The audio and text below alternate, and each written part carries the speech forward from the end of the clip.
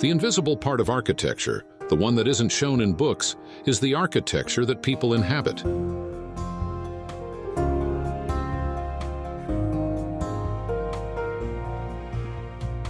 It's life taking shape through these new textures, in every corner and at every moment of the day, with the aim of giving identity to a home for a growing family.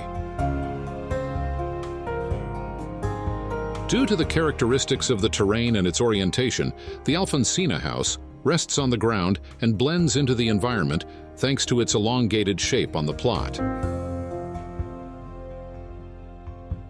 It is oriented and opens on its longitudinal face toward the northwest, with a large eave that connects it from end to end, linking it to the land both visually and functionally. All of the spaces in the house have a direct relationship with a semi-covered patio, offering views, windows, and cross-ventilation with natural lighting.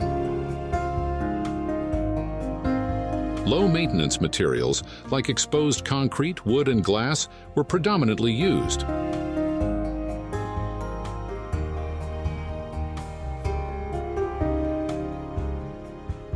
The house's longitudinal design links the public and private sectors through a long corridor that is interrupted by patios and skylights.